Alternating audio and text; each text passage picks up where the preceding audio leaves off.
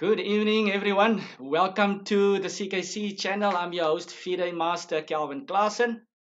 Apologies for the late start. We advertised for 7 p.m., 7 to 8. So seeing that it's a big show for everybody, I'm definitely very keen I was very keen to start the show, in fact, and we all know the reflections from these articles from our own Dr. Lyndon Bouah. We sorted out all the technical issues, and yes, we are ready to go. This will be a weekly show. Like I said, this is a Wednesday evening tonight, but for future, we will be hosting it every Tuesday, 7 p.m. And I'll just keep you up to date if anything changes. So I'm not gonna keep us waiting for too much longer. All that I can say is, if this is your first time on the channel, welcome. There, there is a chat box for everybody, so you can actually ask the guys live questions.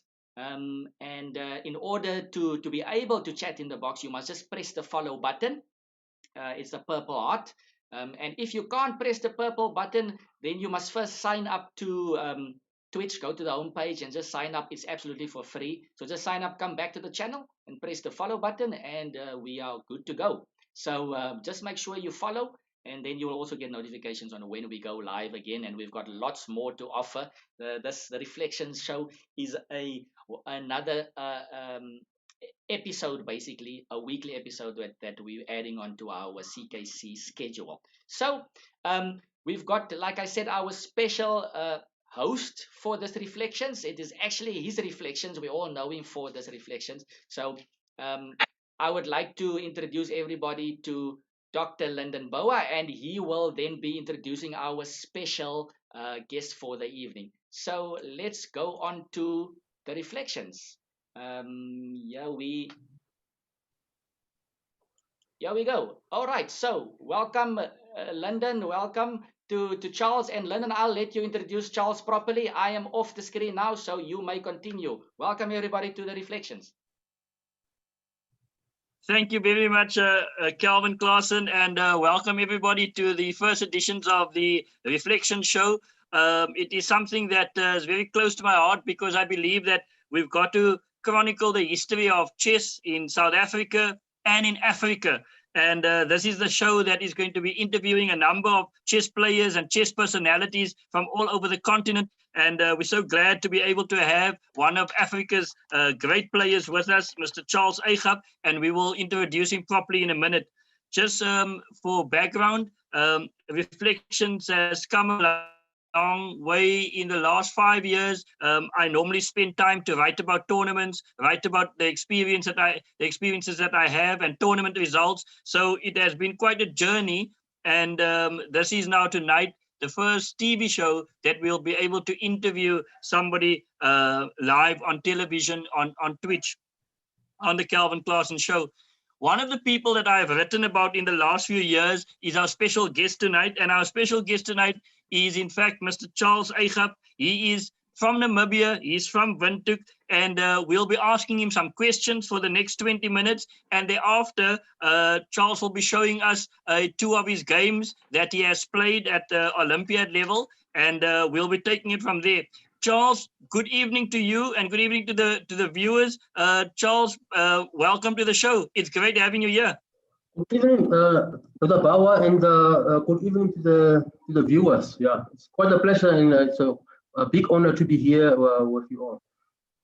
Thank you very much, Charles. One of the things that I asked Charles about was his chess CV. And ladies and gentlemen, Charles sent me his chess CV, and it is very long, very exciting as well. Charles, one of the things that struck me in your CV was the fact that you have won the Namibian Championship 7 times. And that is the Namibian Open, the Namibian Close, and you've won the Blitz Championship 8 times of Namibia as well. And I was reflecting that in South Africa, Mr. Wolfgang Heidenveld owns the record for 8 titles, and thereafter is Charles de Villiers on 6, and Watu Kobese is following on 4. Charles, tell us how you did it to win so many Namibian championships. Talk to us. Yeah, no, I really fell in love with chess at a very late stage, because I learned chess when I was probably 11 years old, which is quite late by any standard, you know. But I had a lot of passion for the game, and I read about the game. Basically, my first encounter with chess was from a book. It's called in Afrikaans Wereld Spectrum. Yeah? And under S, the classification S, there was skak, there was chess, and well, we saw it only saw the basics.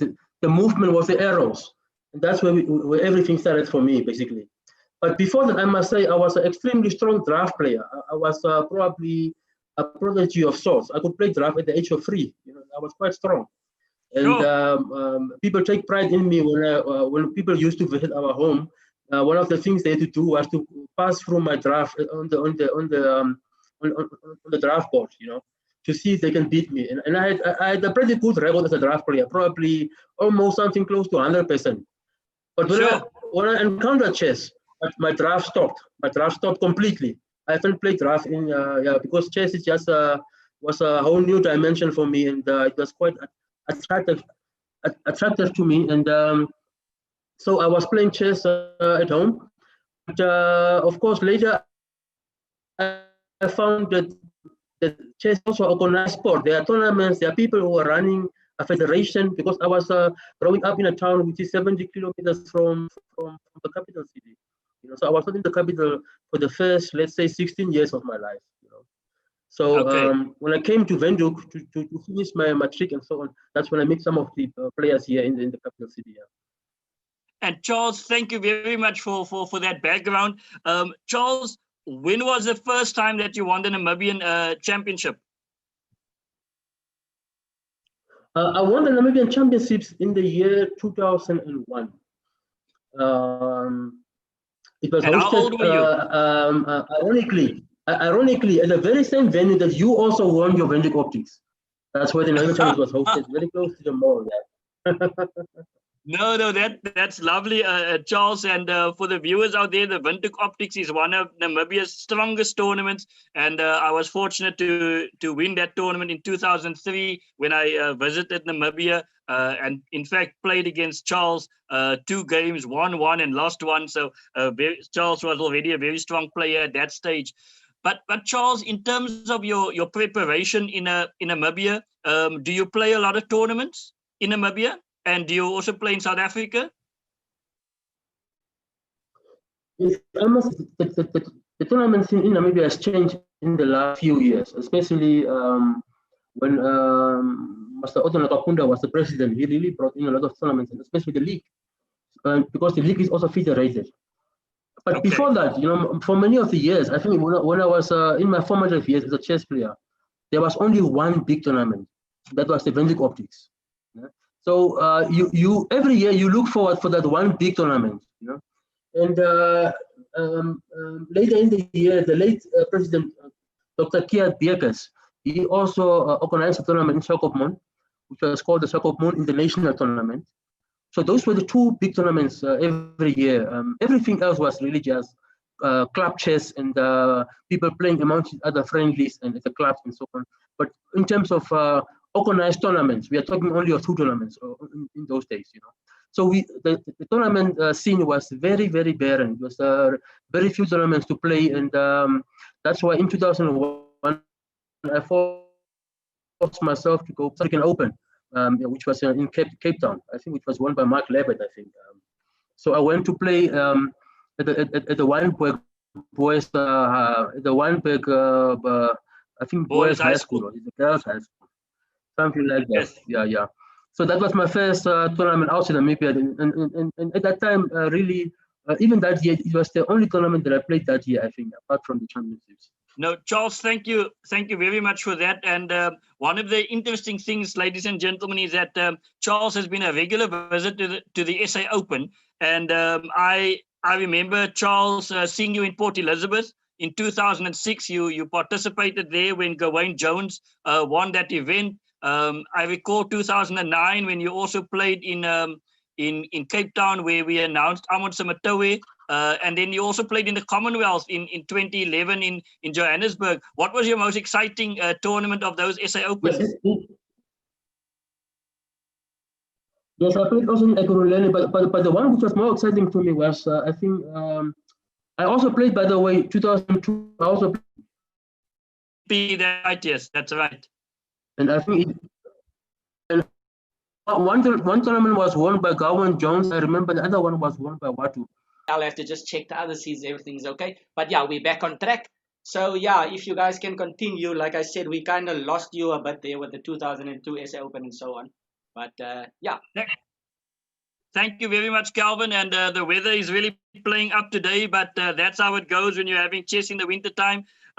Charles, you were telling us about one of your favorite SA Opens was the 2002 one. Can you tell us a bit about why that is one of your favorite ones? My favorite one actually is one of, I think, 2006. I will come back to that one, but 2002 was very special because there I made great friends in South Africa. And it made me feel part, ever since then till now, to be part of the SHS family, you know. And I've always enjoyed those cycles in SA. And I played there in 2002 at the SA Open. It was first hosted at a school close to the boardwalk. And the second part of the tournament, we went to the boardwalk itself and finished the tournament there. I was staying with Master Hiran Peterson and Chappies and those guys. It was quite nice. He was quite a great host because he could take me to the school he was teaching to show me and to compare. And I could see in the evenings, you know, the guys who were the closer guys who were circumcised, who were staying in the bushes and stuff like that.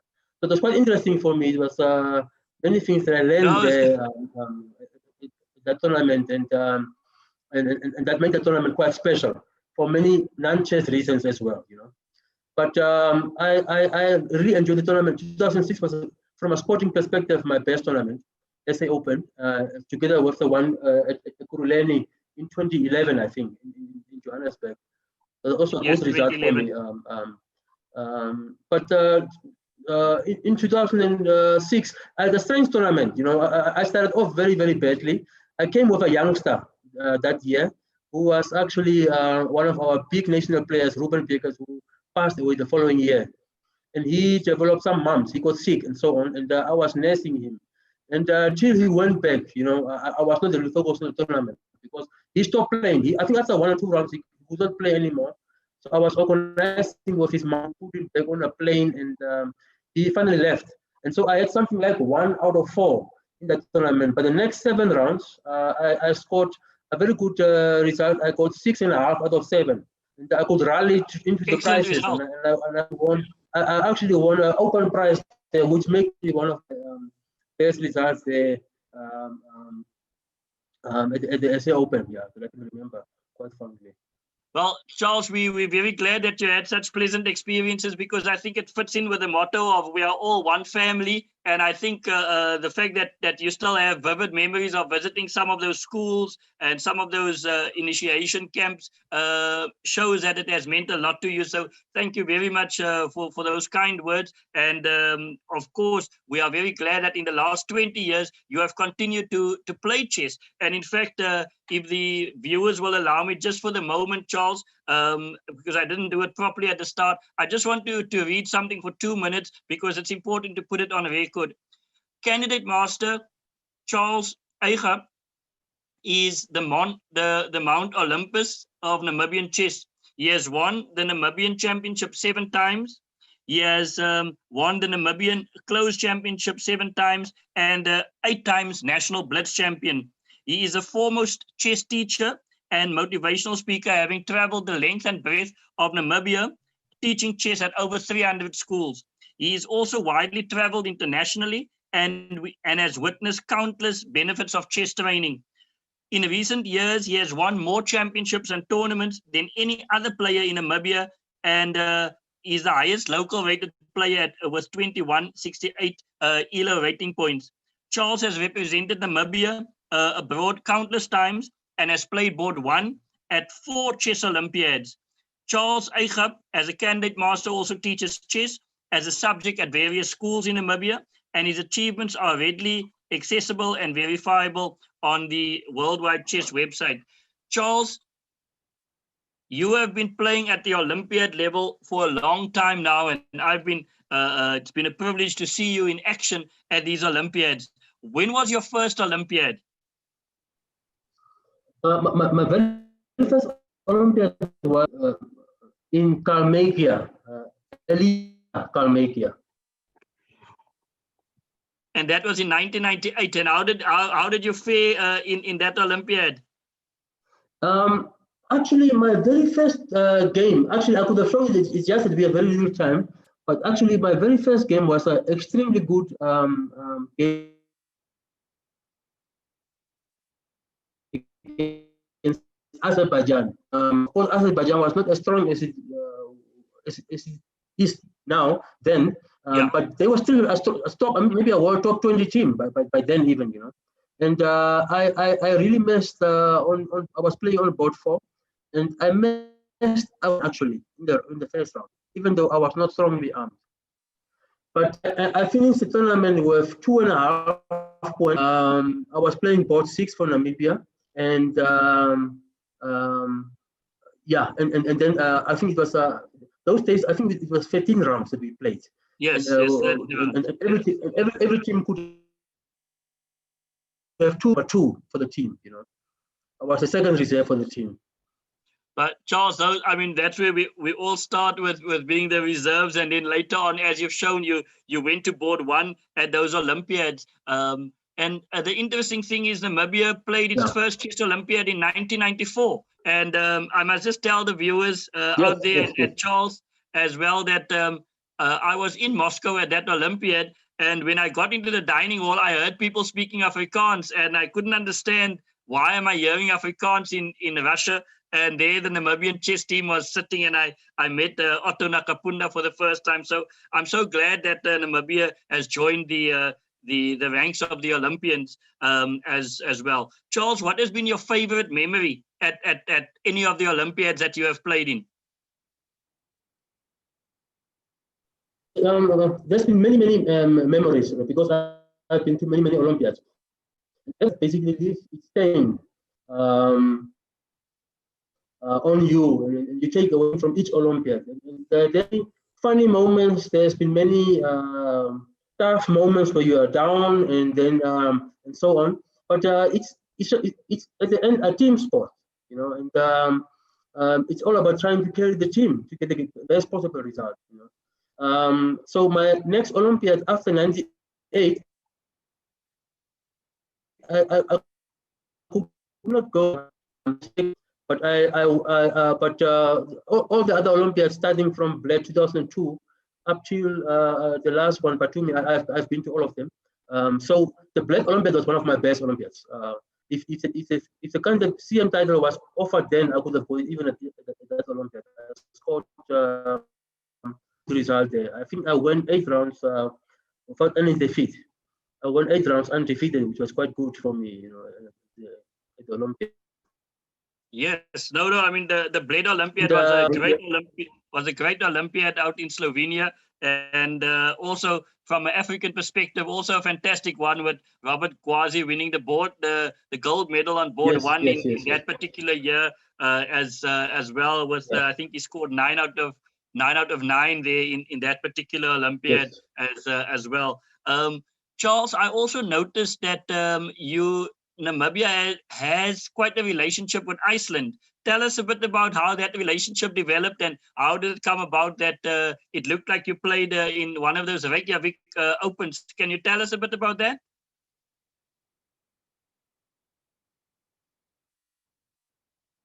Yes, we have about Eichab. In the Federation, 1.7 million Namibian dollars, which is equivalent to the rand, something like 1.7 million rand, which they sponsored over a 3-year period. And in that period, they brought in Grandmaster Hendrik Danielsen. He went with us to roughly 300 schools before that free to develop chess in schools. And we give each school chess sets, a teacher's manual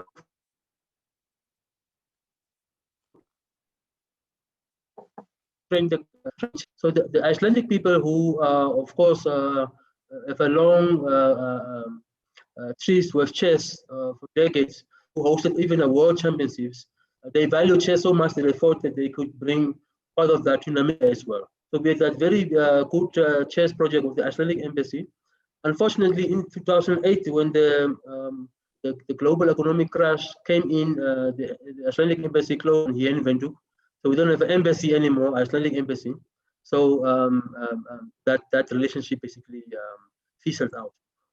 But it was an extremely good project because they helped us to send even 2 teams to the Turin Olympiad in 2006. Yeah. Yeah, 2006. We sent for the first time a women's team. It was with the help of that project, basically. We could send a women's team to the Olympiad for the very first time.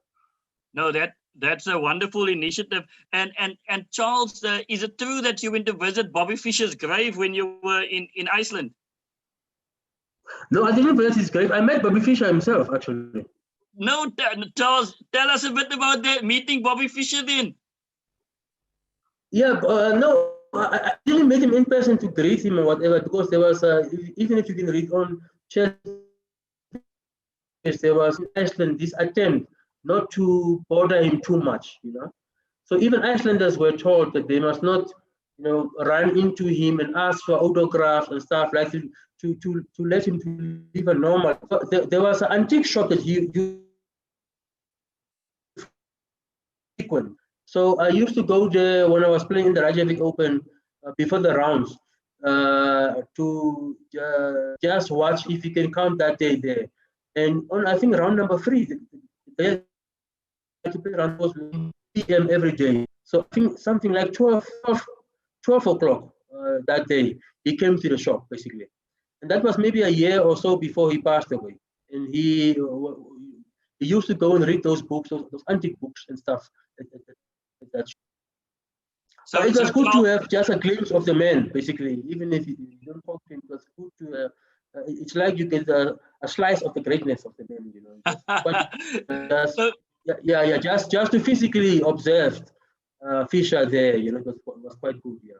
No, Charles, that is certainly, you are probably one of the few men that have actually seen Bobby Fischer that's here on the African continent. So we're very glad that you have that memory of Bobby Fischer there. So thank you very much for sharing that with the viewers tonight as well. Charles, in terms of your tournaments, you've got a long tournament history now, over 22 years that you've played at Olympiad level in '98, and your last one being in Georgia in Batumi.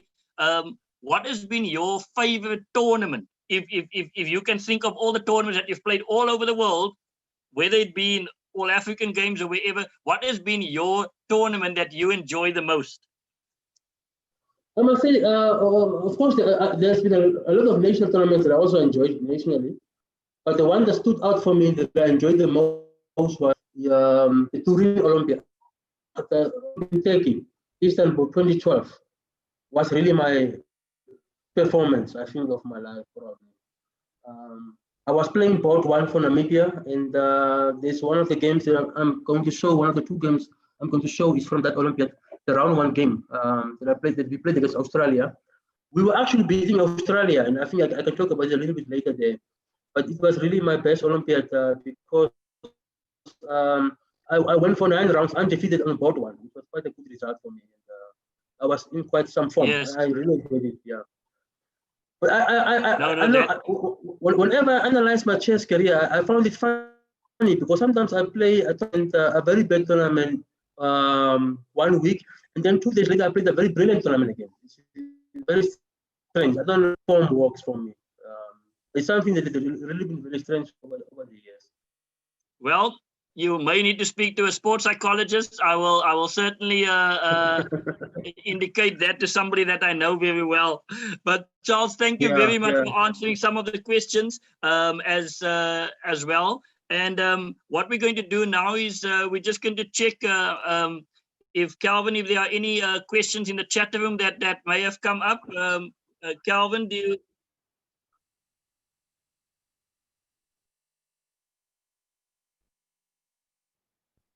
Sure. Yeah, we're going to go to the games now. Yeah.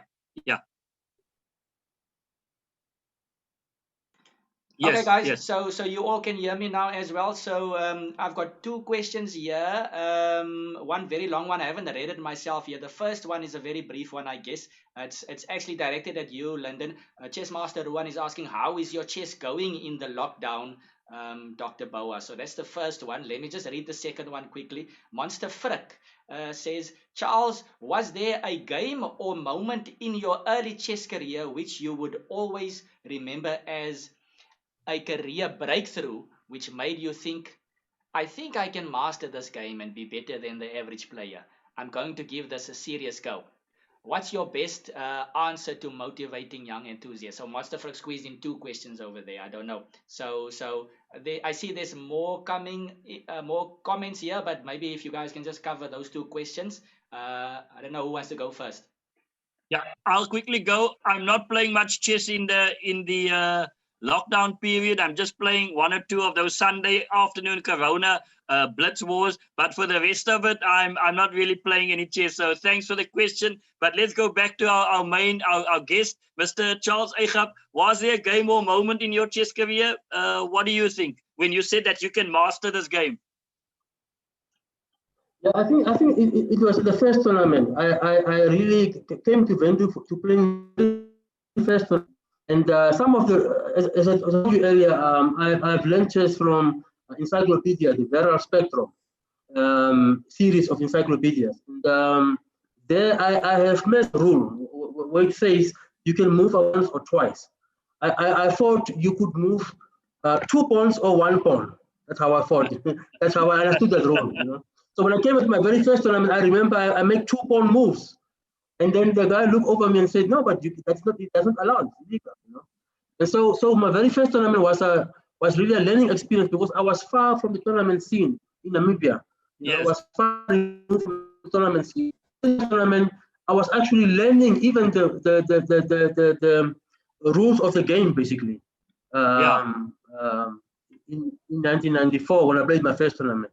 But, of course, I remember it was a classical tournament, and after 7 minutes or 5 minutes, one shout out checkmate, and I was the one that was on the receiving end there, and everybody else turned around to look who got checkmate, and I lost by way of this checkmate where the scholars checkmate, basically the scholars mate. So it was, yeah, that experience, I would say, Dr. Bouah was that spurred me to say, this must not happen again. You know, I can do better. And that was for me the turning point. Yes, that's the turning point. I think within 3 to 4 years, I played myself into the national team. Basically. Yes, into the. Yeah. Now, Charles, thank you for that interesting story. And one of the questions on the group is also that your work in Namibian schools sounds very impressive. What is your opinion is required to grow chess in schools in Africa? Yes, I think I did manage it because in Namibia before me, no one could coach chess as a subject in school. Chess to bet chess as a school subject, so that children can go, let's say, from Afrikaans to chess and then mathematics and get it on the school timetable, basically. And then the chess coach can come in during that slot and coach, and then he can left to another school. The same thing on the other side. We were teaching at more than 10 schools at the height of the programs, you know? and of course before Corona and so on. But I think schools see the value of chess, and that's why they say from after school activity to come into the school program, you know, and that's where our fortunes lie as chess coaches, I think, and also as people who try to develop chess in communities and in schools.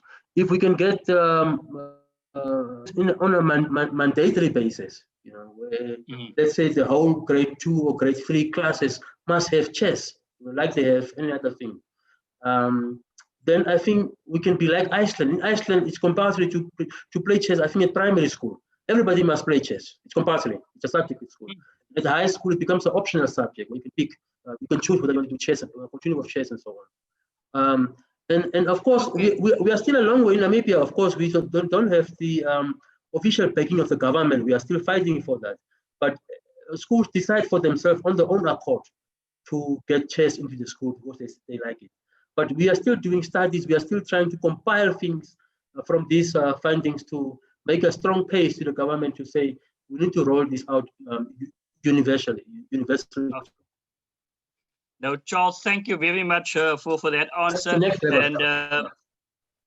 And an important point that you make, that if you make it compulsory, it may go a step further. And thank you. We will certainly want to see and assist you in some of that research. And we also had Dr. Queenie that says, Charles, you are one of the most humble and composed players that I know. Thank you very much, Dr. Queenie, for that. Charles, I just want to... Before we go to the game that you're going to show us, the games now, I just want to make the point to the viewers that when Candidate Master Charles Eichab says that he's been playing at the Olympiad since 1998, one has to understand that the Olympiad is only every 2 years. And that means that Charles Eichab has been playing at the highest level of chess for 22 years since 1998. And that in itself is an incredible feat. And Charles, we commend you for that. And certainly to keep to that standard that you have set is a fantastic mark. And you just made me realize that actually the record of Grandmaster Eugenio Torre may be in danger at some point. And the record that Grandmaster Eugenio Torre has is that he has played in 24 Olympiads for the Philippines. And at some stage, that's a long way to go, but Charles, it seems as if you are going to get there. So Charles, well done on your Olympiad and your tournament victories and the work that you do for Namibian chess and by extension, African chess as well. Charles, we've come to the point where the viewers would like to see a game of yours. And which game are we going to look at first? The first game we're going to look at is a game that I played against international master Daniel Jere. All right, so Calvin? Yep. Okay, guys, so we in our analysis mode here, everybody. Hopefully you can see the chessboard. Thank you so much, guys, for the lovely interview. Hi, James. James is saying hi. And yeah, we will upload the show pretty soon. Once we've done recording today, maybe by tomorrow even, the show will be on. We will still, the YouTube clip will also have the glitches that we had. But at least if the viewers out there, if you are having problems, we've seen in the chat box, some viewers have problems viewing it.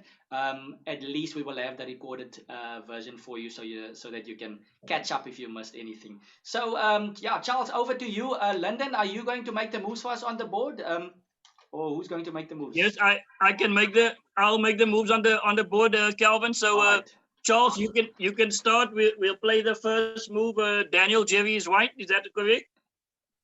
Yes, Daniel Jerry is white, and he, of course we know him. He's very fond of his English opening. Yes. Okay, we're starting with the English opening, C4. Yes, C4, knight F6. Okay, let's just make sure. Wait, that's a different board right now. Which chapter are we at, Lyndon? What chapter 3? Yeah. So can you make the first move for us? C4. Okay, I'm not seeing it right now. Are you seeing it, Calvin? Yes, there we go. There we got C4 on the board. C4, all right. Knight F6. Knight F3. Charles, you can stop at any stage when you want to explain something to us. Okay. Knight F3, knight E6, G3. Yep. Pawn to G5. Yep, got it. I must say, this was my preparation. Normally, I do go into the hedgehog stuff. I play C4, C5, and try to steer the game towards hedgehog and such. I played a bit more symmetrical than this one. Sorry, Charles. I just want to make sure. What color are you playing? I'm black. You've got the black pieces. Let's just turn the board around here so that everybody can see it from your point of view. Okay. All right. Thanks. Now we've sorted. Okay. So you're playing black pieces against Daniel. Is it Daniel Jerry? Yes, Daniel Jerry. Yeah. Okay. And this was about one game in an encounter Namibia versus Zambia, round 7 of the Turin Olympiad. Okay, cool. I'm excited because the one thing that I can just add here is I've also played against Daniel Jerry a couple of times. One of the toughest irons that I've met. And this guy always plays the English. It doesn't matter what you do or what anybody else. He's coming with that same C4, knight F3, C4, G3, and so on. So I'm interested to see how you're gonna crack this English. Yeah. So I prepared this instead of normally I play C4, C5, and I try to go into the hedgehogs, but I had this preparation for this game because I wanted to take the striker to this area basically. This variation. So I took on C4, D takes C4. All right. Queen goes to A4 check.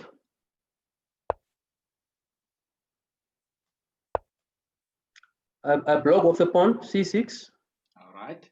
And then Master Jerry took on C4, Queen takes C4. I play B5, pawn B5 hitting the queen, and the queen drops back to C2. I flankered the bishop B7, castle, bishop E7, and then of course the pawn moved to D4. In this type of structures, of course, after castling, black wants to make a break with C5 and then just open up the game and have some piece activity, play with the pieces and so on. Yes. But of course, I castled, and then he played knight B to G2. And then I played queen B6. All of these moves are just to try to help with my C5 advance eventually.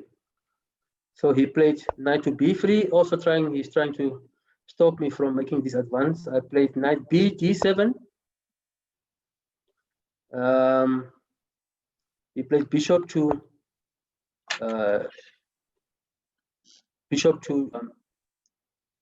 D2. All right. I think if he tries to control C5 with bishop E3, I could always challenge the bishop with my knight. I could go knight G4, and then I could attack the E3 bishop. All right, let's just show the viewers out there. Bishop E3, you said something like knight to G4 or D5? Knight to G4, for example. Okay, and then the knight to D5. Knight D5 is also fine. Knight D5 is also fine to centralize. Knight D5 also looks good. Yeah. Okay. Knight D5. Yeah. So instead they went bishop D2. Okay. Bishop D2. I played C5. Jared took on C5. And of course, after C5, you finally have this bishop on B7 opened up.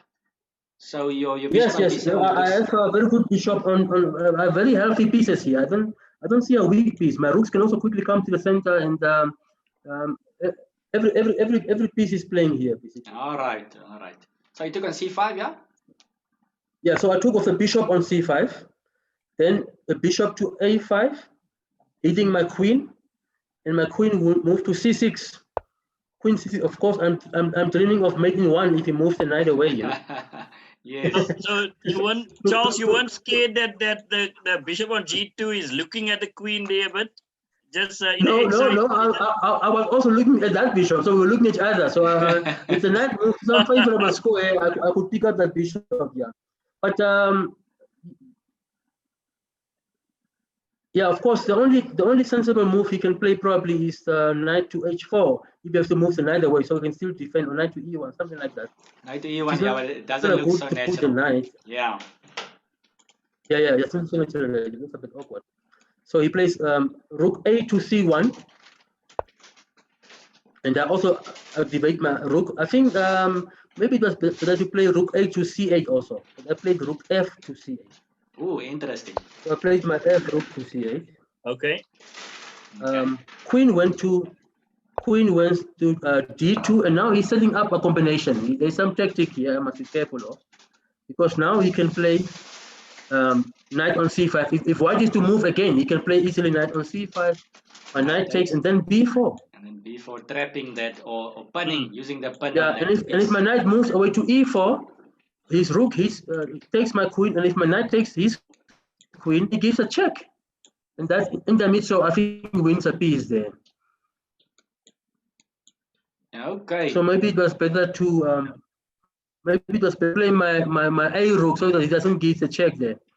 But nevertheless, I found a very good move, queen to a6. Okay. Yeah, queen to a6. And why is it a good move, Charles? Actually, it's the only move that I can play. But it's how can I say? It's not the type of place where you want to see the queen. Yes. Yes. Yeah, but when I analyze this, even with strong computers today, they are suggesting that move, and it shows equality. So it's the top move of even by today's computers. But they standard they suggest queen to a6. But it's a very awkward square to take a queen, basically. But yeah, I don't know. Probably queen d6 is also there as a move. Just to exchange queens, I don't know, but I don't like his rooks coming to g1 and hitting my bishop and getting some tempos on my pieces, you know. Yeah. Agree. I think queen a6 look for me to be the way to go. Then he played knight f to g4. Okay. I exchange the light square bishops. Bishop takes on g2, king takes on g2, and then my queen drops back to b7 to give a little check there. Yes, of course. Queen checks on b7. And then the king basically moves back to g1. All right, so the queen looks more normal here. Yeah. Yeah, but here I must say that, I mean, we have, if you look at the pawns, I mean, it's quite symmetrical. That we have the pawns on the same files, and we are fighting for the same open files and so on. So this type of positions, they normally favor the stronger player, basically.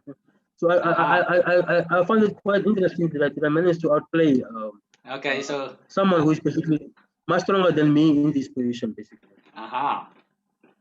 So I played bishop back to f8. My bishop back drops back to f8. And I was trying to find a new career for that bishop on the g7 square, if possible, if the position allows it later on. And basically just also trying to preserve my bishop. Yes. But the bishop on a5, is it doing anything? Is it just stopping the rook from going to d8? Yeah. Basically, it basically came to chase my queen, but now it looks a bit slightly out of place, I must say. Yeah, it's not so. Yeah, of course, it's guarding the d8 square, but apart from that, I don't see it playing any bigger role. I think a bishop, let's say on c3, for example. Of course, not now. On c3 could be a better bishop on the diagonal. Yes. Okay. But of course, it's not a dead piece. It's not a completely dead piece. It can still, of course, be rerouted to some good square. You know. Yes. Yeah. Okay, then we move the queen to g3. Queen g3. I played a6, just trying to solidify my queen side, and just protecting my pawn on b5 as well. Just a comment here. Just a comment here. I read Charles here in the chat box. Welcome, Brapela. That's Johannes Mabusela. He says the rook on a8 need a new life. All right. Yes. But okay, he's doing something. Yes, I think Johannes is right. That rook will soon come into the game. Yeah, I think I was supposed to play rook ac8. I think it was much better. Yeah. Okay, but I still like your position. All right. Yeah. Okay. So he moved queen to f3 to try and exchange the pieces, and the queen. Sorry, he moved the queen to f3, and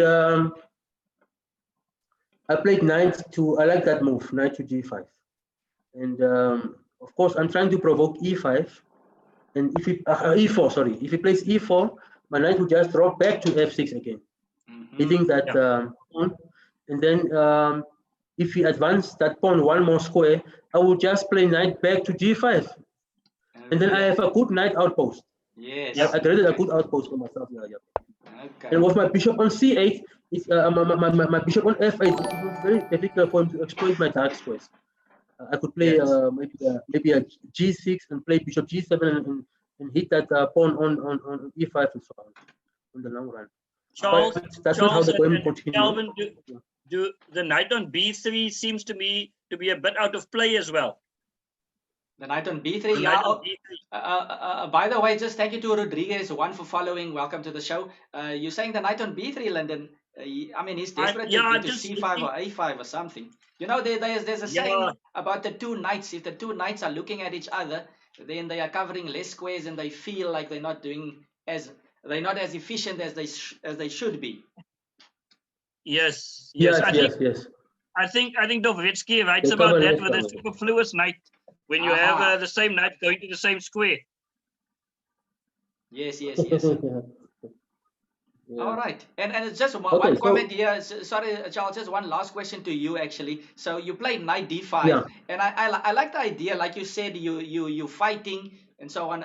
What I can say is Daniel Jerry usually he loves end games. And I've already experienced it as well, that the guy, he'll make simple moves, try to exchange of queens, and then the guy will grind you for the next 4 hours in the end game.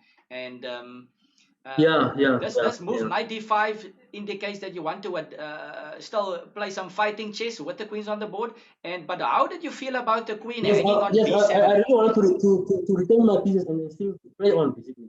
And I want to know, how did you feel about this move? Because essentially you're putting your knight in a pin on d5, so you must have some plan to untangle or something. Maybe what's your thoughts on that, or were you not worried about the queen? Yes. The next move is actually hitting the queen with knight to e5. I'm gaining a tempo on that queen. So you were planning knight e5. Okay, all right, thanks. Yeah. All right. Okay, so he played rook f to g1, rook f to g1.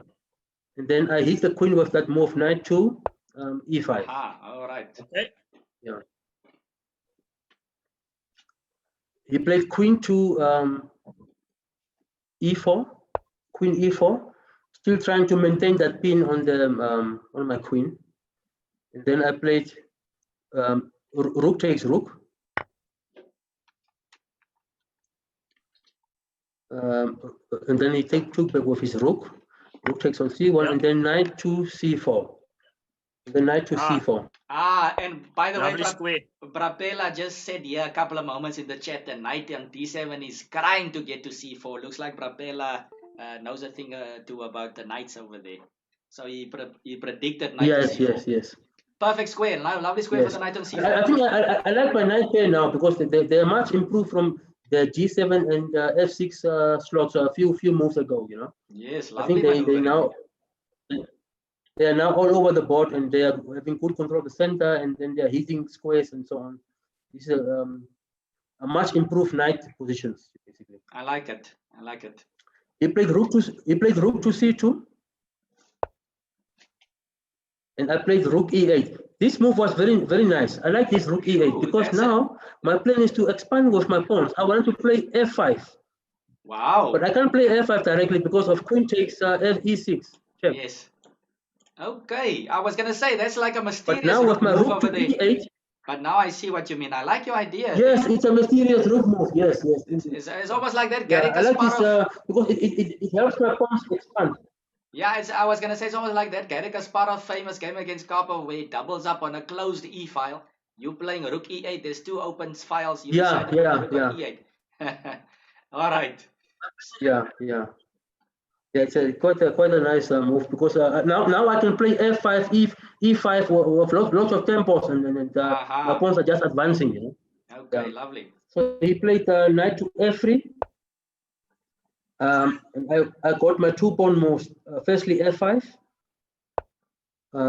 Queen moves to e4, and then I could play also e5 itself. Sure, you're rolling. Yeah.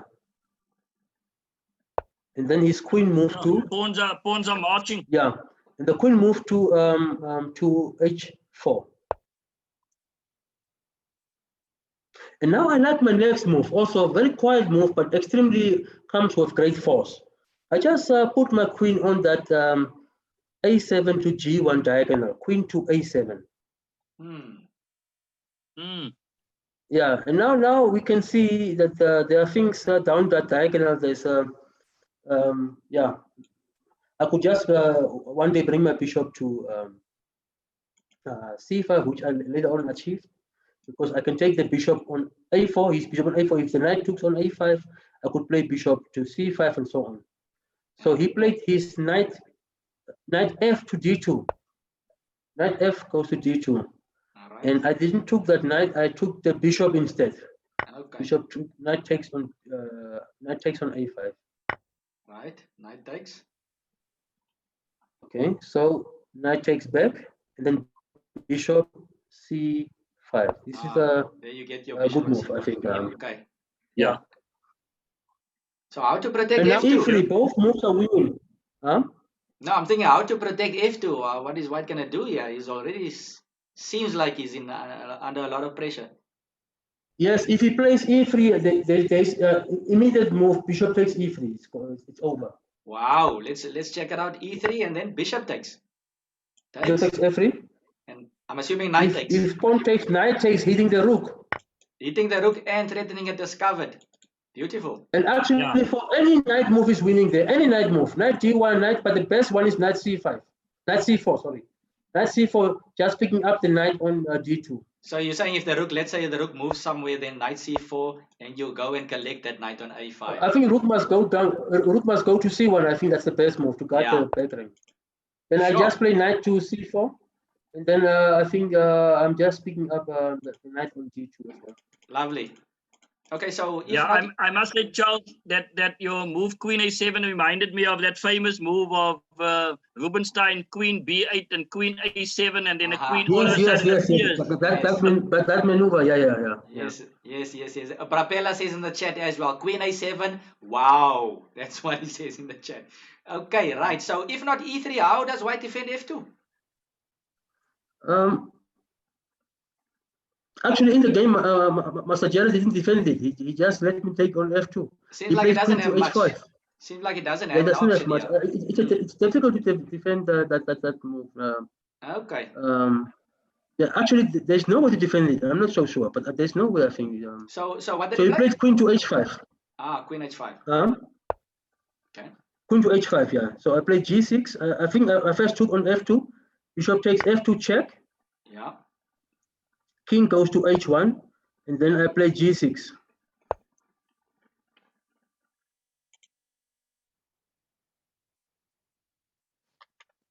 Queen goes to f3.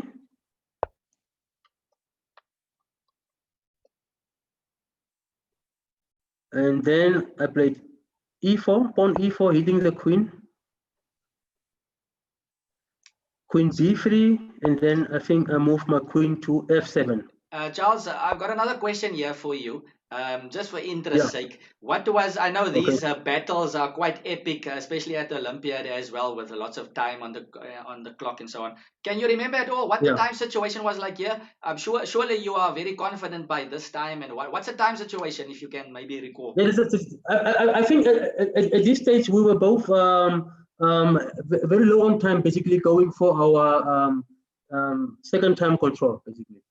Okay, and just for the viewers out there, if you haven't checked out the Olympiad time control, usually you start off with a certain amount. I think it's an hour and a half, or is it 2 hours? I'm not sure. And then after 40 moves, you actually gain another 30 minutes to end off the game. So a lot of times you go and all out fighting, struggling during the opening and middle game, and by the time it's this time where we are now, like Charles mentioned, they are actually fighting to get to that second time control where you get your move, which is actually at move 40, and you get your extra 30 minutes, and then there's a bit of relief, but the tension continues. So you say you guys are battling it out here in the last few minutes.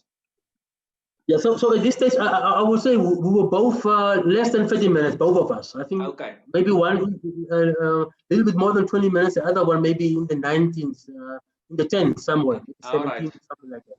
All right. Those moments where time is also becoming a factor, and you have to, So rook c6. Yeah. So which move are you now? Move number 33.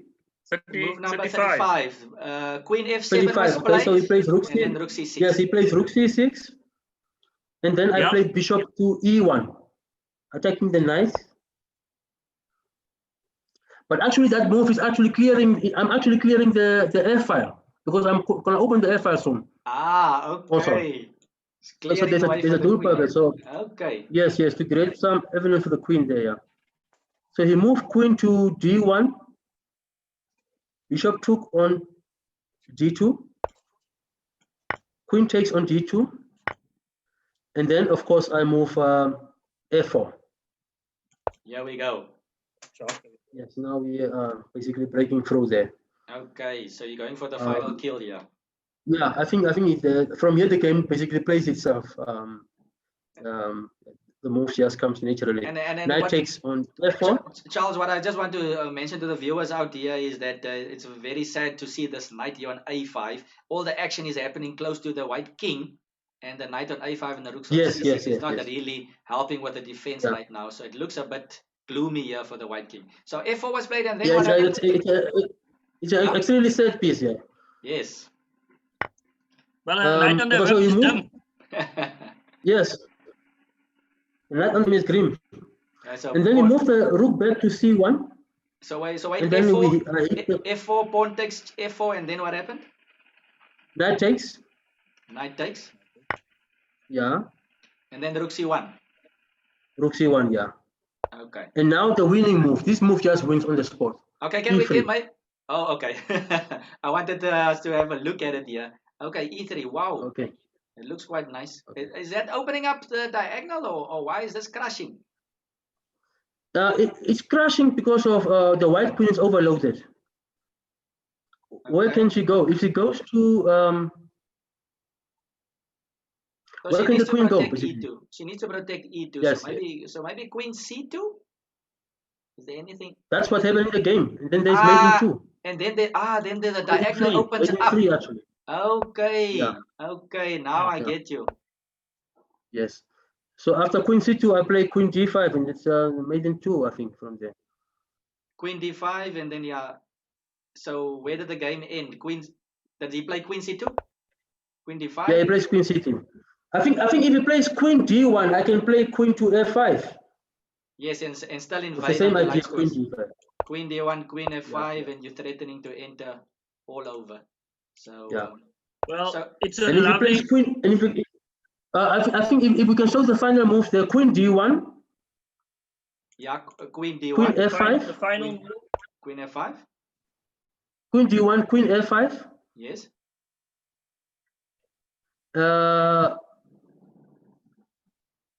Then queen to f1. Is this what happened in the game? No, I'm just showing an analysis. Okay, but in the game he played queen c2. In the game he plays queen c2, okay. which leads to mate in 3, basically. All right, no, I get you now. I get you. Okay, queen f1. Then queen checks. Queen checks on e4, I'm assuming. Yeah, e4. King g1. And if the queen blocks, then I can just exchange the queen. Queen takes queen, and then just match with my pawn. I think it's just winning. And threatening e1, and if rook e1, then knight d3, and then the rook drops. Yeah. All right. Yeah. And if king g1. If king g1, I'm sure I could play a rook left. Rook to e5 or something like that could be quite crushing. Threatening rook g5. That's ugly. If you get some checks on the back rank, surely the king just goes to g7 and even h6 because there's no checks left. Yeah. That's beautiful. Well, Charles, this is certainly a great game, and I mean you played it against a great Zambian player, champion Daniel Jerry there. So congratulations on a fine victory with the black pieces, no less, as well. Yeah, no, it was quite an enjoyable victory. Yeah, lovely, great game there, Charles. I like the way you actually maneuvered in that symmetrical position. It kind of reminds me a bit. I wanted to say earlier on a bit about the Knights of Elekan, but then I thought about it. Even those symmetrical type of positions, we even had in the World Champs where Elekan outplayed Capablanca in some symmetrical positions. So yeah, you see, Yeah, in exactly.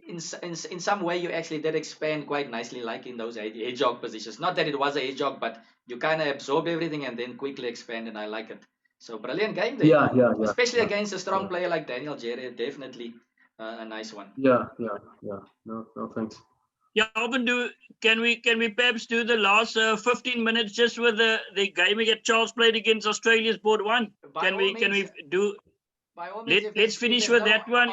if there's no objections from the viewers out there, I'm all in, guys. I can sit here all night. Let's do the last 15 minutes, and then we'll just go back to the settings of the board, and then we will go back to this particular position to the start. Charles, your opponent is now a grandmaster, I believe, that you're going to show us now. What color are we? Yeah, I'm the game quickly. So I've just gone back to the starting position, Lyndon. So we had the same chapter, just going to the start. Yeah, now I'm just waiting for Charles to let me know what color we are. Charles is white. Charles is white in this position. All right. Yeah, I'm white. And Charles's opponent is Just the game quickly. Is Lee, LLY, Lie, Moulton, Lie, and a rating difference close to about 380 points. At that stage, Charles was 2034, and his opponent is 2397. And this event was played in the Istanbul in the 2012 Olympiad. And yeah, actually, Calvin and viewers, it's nearly this game was played on the 28th of August. So it's actually a celebration game because we're just a week away from that, past that date. So over to you, Charles. Shall we start? It's quickly loading. Yeah. Okay. So just to give some little better, because we can go through this game very quickly. No one wants to see your loss as long as your victories, But I think it's a very instructive loss for me. It was a round one encounter in a game in a match, Namibia versus Australia. And actually, we were almost we could have almost made history with this match because we were winning on two boards, clearly winning, and we were clearly drawing on two boards. The drawing boards were mine and the board, I think, board 4. And the boards in between board 2 and 3, where Otto Alimela was playing, we were clearly winning. Clearly winning. And I remember the Australian chess legend, Ian Rogers, used to come and look at the games and he'd walk away angry, and it was really uncomfortable. He was very agitated. He could not, Because we were supposed to be, we are no hopers against Australia, basically. Yeah. Then we had this great fortune that day. So this is the first time that I played, and I think it's probably the first and only time that I played the Olympiad knight f3. I'm not so sure. I don't play it often, but I prepared it for this round. Knight f3. He played g5. I played g4. Knight f6. Pawn to e3. c5. D takes c5. Queen to a5. c3.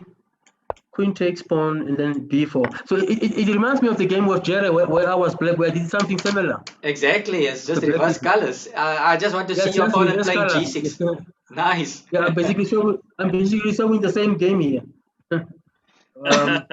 So queen goes back to c7. I played bishop to b2, and now of course here I'm looking for my c4 break.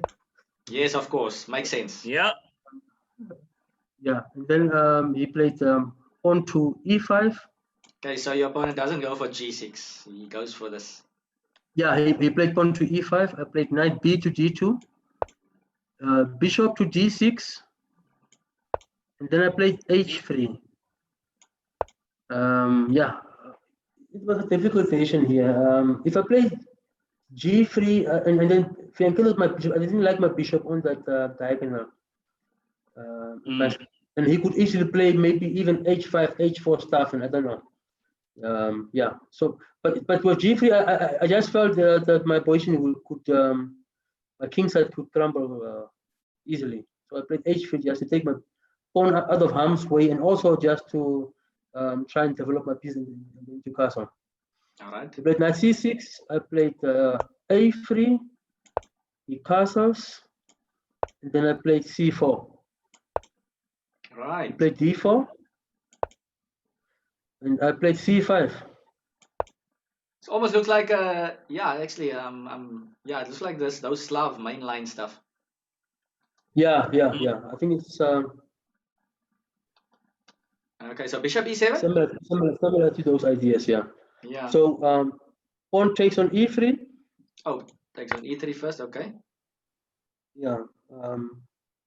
C takes D6. E takes D2 check.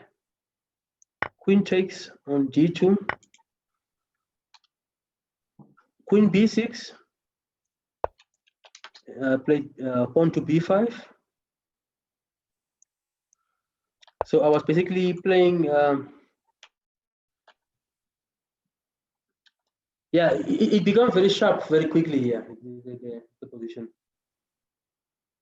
So I played knight. He played knight to E4, hitting my queen, and I played queen to E3. Okay, this is okay. Knight to E4, yeah, and then queen E3, right? Queen to E3, yeah. Okay. Queen checks on A5. Queen A5 check. Knight D2. Knight takes knight. Queen takes knight. Queen takes queen, and then king takes queen.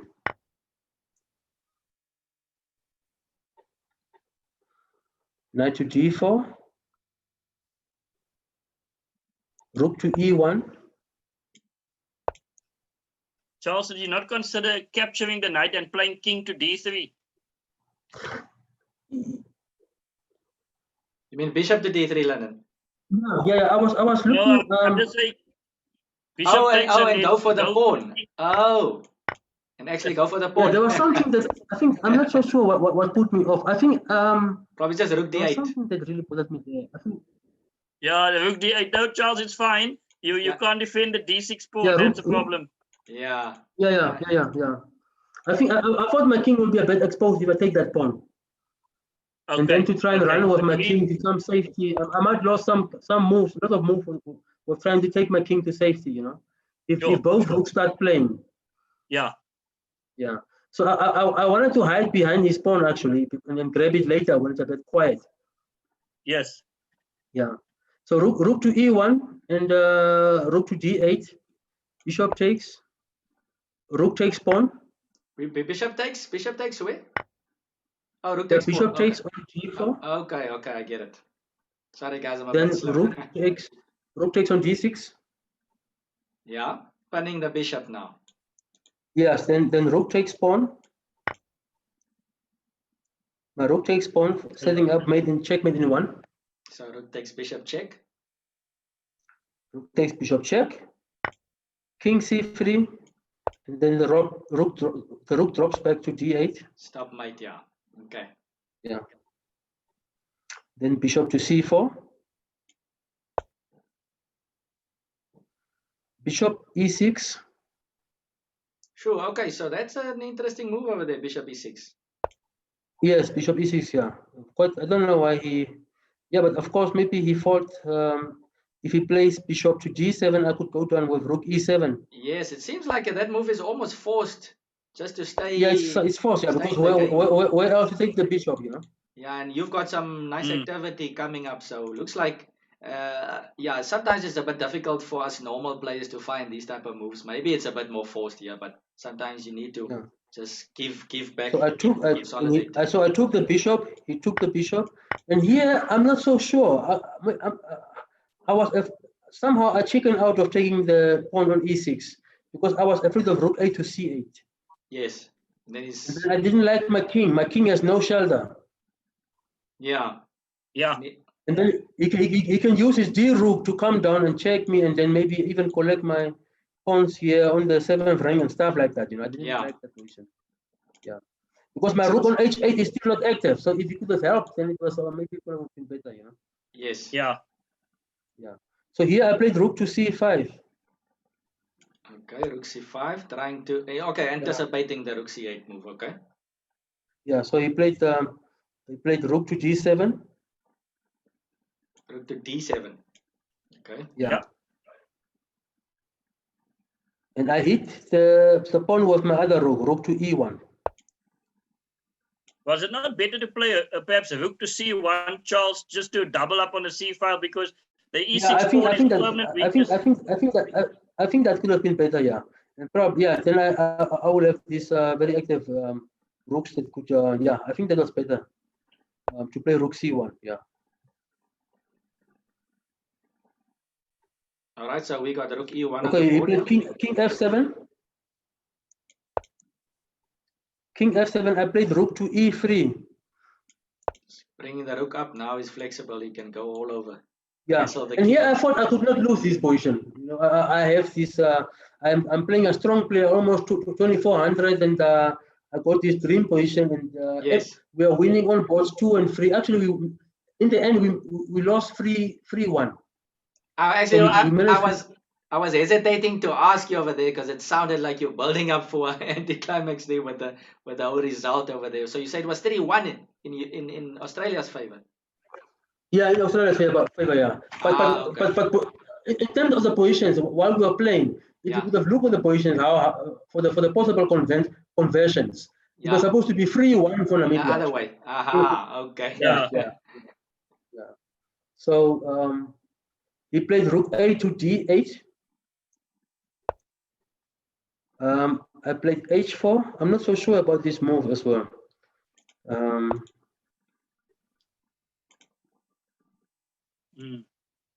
The computer gives a4 as a better move, Charles. Yeah, something like that could be more some solid move where because somehow now I'm stretching my pawns, and I'm not sure if my position can still hold in the long run with Salzburg. But still, I think with his weakness on g6 and a double rook ending, I think still should be holdable with 1 pawn less or something. Okay. But okay, he played king to f6. I played rook g5. He played rook to c8 check, king b3, and then g6. Rook f3 check. King goes to e7, sorry. And now the king is making some, I don't know, can one call it progress? Which way is it going? But can you not play pawn to h5 just to continue to open up files for your rooks? That's what I missed here, I think. That's exactly the move that I missed to play. That looks nice, but yeah. Let me think.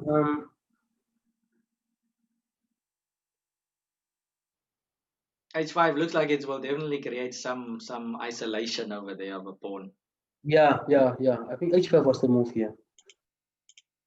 What was I afraid of? Maybe I was looking at rook to g5. Rook d5.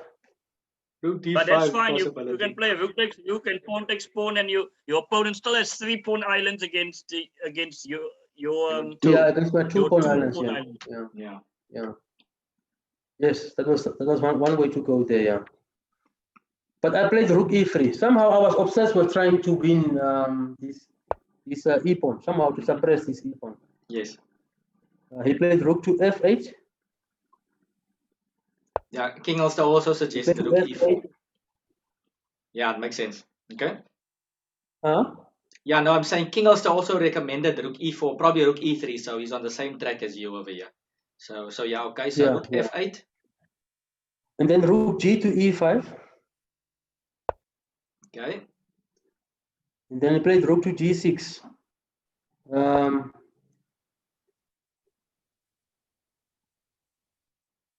And here I thought, okay, let me play pawn f3 and maybe pawn g4 and so on, expand on the queen side. So I played f3, and then after rook f5, I played a4.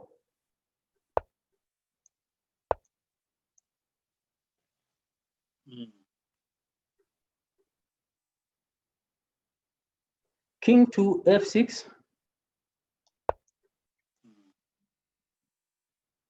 My rook goes back to e4. Rook 5 to e4. Rook 5 to And then e4, yes. rook, Yeah. Okay. rook 5 to e4, and then rook 5, rook f to F e to D5. d5. Yeah. I move king to c3. I move my king to c3. We move rook d1. And I move rook e1. He gives check. Rook d1 checks on d3.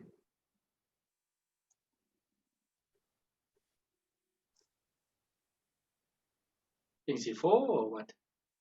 King c4, yes. And then rook to a4. And here, I think, here comes the mistakes now. Okay, so your opponent, Then I your move. opponent's finally threatening something. Like he's finally Yeah, he's threatening something. something. And now I move. I make it easier for him. I move. I think this move was just a blunder. King to c5. Mm. And now I'm putting my king in some kind of a box, you know. Oh, okay. Rook d5 check maybe. So he played rook a to d3.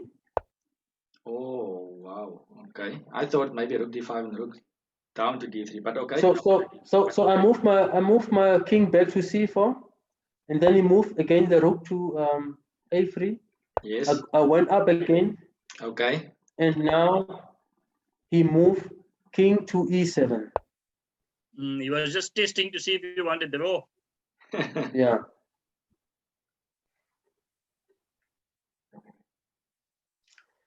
Then I played h5. H5. Finally. Yeah, finally. Yeah. And then he took, and I was just supposed to play maybe rook h1. I think I have a good position, rook h1 or even rook to maybe h4. But here I played the blunder of my life. I think rook to e5. And now after rook takes on a4, there's nothing I can do about b6. Oh no. Sure.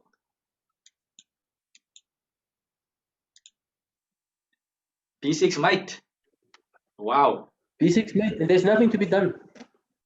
If you play b6 yourself, that doesn't help either. That just prolongs it slightly. Yeah. Sure. Okay, Oh, so that's a no. bad blunder. Oh no. Yeah. Yeah. That must have been Yeah, fatigue, Charles. I should have just played rook h1 and collect those pawns there. I think it's quite easy to collect them. Or even rook to h4, maybe it's also okay. I'm not so sure. Yeah, he'll probably play a rook d5 check first now. Then you go king b4, I guess. And Yeah, then I'll go king rook before a2. attacking his rook, and then I could. Rook a2 now. Rook a2.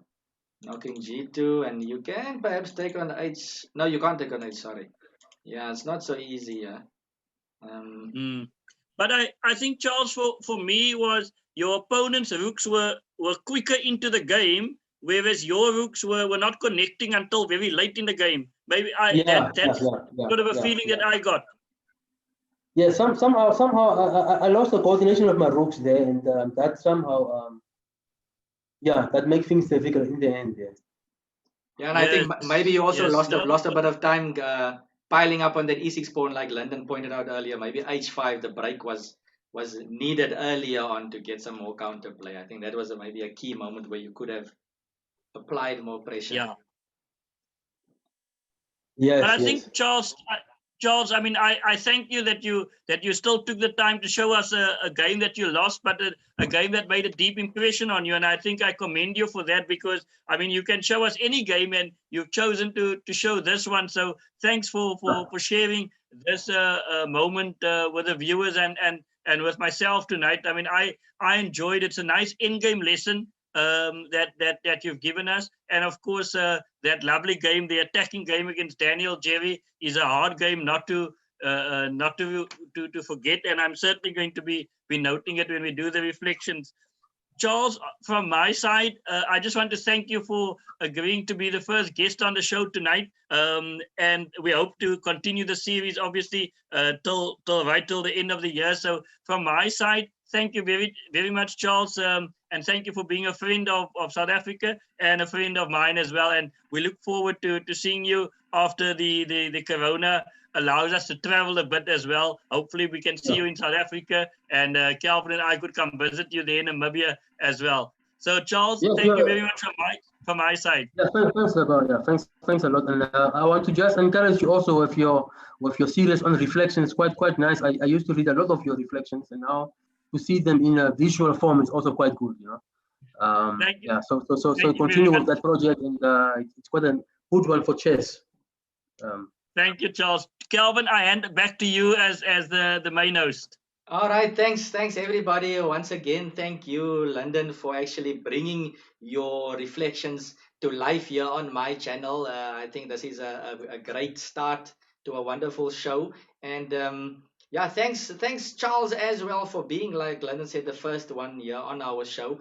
I think this first show, even though we had a bit of a glitch over there with the weather, I think this was still an excellent one. And just to finish off, I want to read a few comments that are pouring in over here. So let's see.